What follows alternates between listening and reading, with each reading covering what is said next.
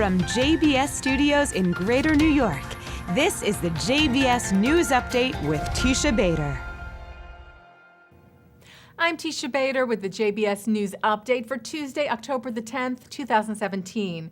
Reconciliation talks are taking place today in Cairo, Egypt, between rival Palestinian factions Fatah and Hamas. The talks are taking place under the auspices of Egyptian intelligence and follow the visit last week of Palestinian Authority Prime Minister Rami Hamdallah to Gaza. The Palestinian Authority is made up of Fatah members and rules Palestinians in the West Bank. Hamas, which is recognized by Israel and the U.S. as a terror group, rules Gaza. The talks are aimed at reaching a unity government between the two parties, with the PA ultimately taking over control in Gaza. However, it remains unclear what role Hamas will play. Israel has made it very clear that any new Palestinian government would have to include the disarming of Hamas, its recognition of Israel's right to exist, and its severing of all ties with Iran. Hamas has stated that it will not consider disarming until there is a peace deal with Israel. Belgium's foreign ministry said it would withdraw financial support from a Palestinian school after discovering that the school changed its name to that of a Palestinian terrorist. The elementary school, which is located in the Hebron Hills in the West Bank, honors Dalal Mughrabi, one of the terrorists that carried out the Coastal Road Massacre of 1978, in which 38 Israelis, including 13 children, were murdered.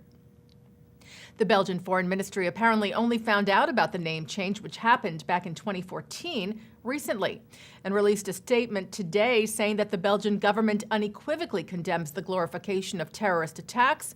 Belgium will not allow itself, it said, to be associated with the name of terrorists in any way, saying our country has immediately raised this issue with the Palestinian Authority and is awaiting a formal response.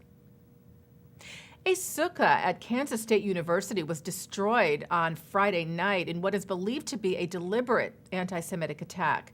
The structure, which had been put up by the school's Hillel together with its school's dining services, was, according to a report in the school's paper, found bent, destroyed, and wrapped around a car.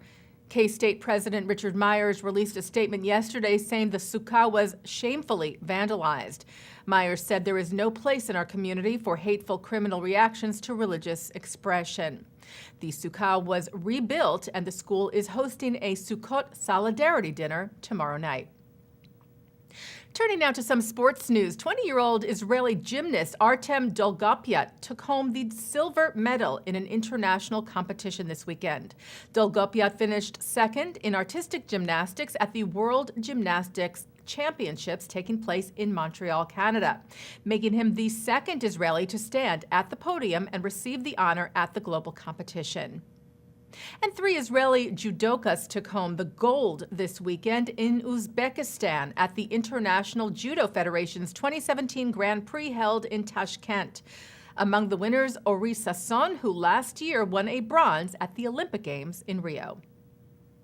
Tens of thousands of pro-Israel supporters marched in Jerusalem today to mark the festival of Sukkot. The Jerusalem March brings thousands of people from around the world, many of whom are evangelical Christians. The city's municipality said this year some 60,000 people from over 80 countries were participants. Meanwhile, an Arab-Israeli bus driver is doing his part to improve relations between Jews and Arabs in Jerusalem during Sukkot. Ynet reports that Ihab, who is a Muslim bus driver for the Egged bus company in Israel, decorated his bus to resemble a sukkah in honor of the Jewish holiday. Ihab told Ynet, "My goal is to improve relations with my commuters in light of the fact that they're oftentimes strained, doubly so in Jerusalem." The bus driver said response so far from his many Israeli Jewish riders has been positive. And the IDF released a video showing how Israeli soldiers are observing the holiday of Sukkot. Every IDF base in Israel has a sukkah so that soldiers can observe the traditions of the holiday, even if they are far away from home. And taking a look now at our programming for tonight on JBS for Tuesday, October the 10th. At 7 o'clock, it's the program Faith to Faith. At 7:30, Kosher Movies. At 8 o'clock, Professor of Modern Jewish History at Yale, David Sorkin, talks about Jewish political advocacy in Europe during the 19th century. That's from the University of Connecticut. At 9, Mark Golub sits down with former Chief Orthodox Rabbi of the UK, Rabbi Lord Jonathan Sachs, on L'chaim. And at 10, it's episode 2 of the award-winning Israeli drama, A Touch Away. And coming up right after this newscast tonight at 6:30, it's the program Debka Files. And that's the JBS News Update for Tuesday, October the 10th, 2017. I'm Teisha Bader.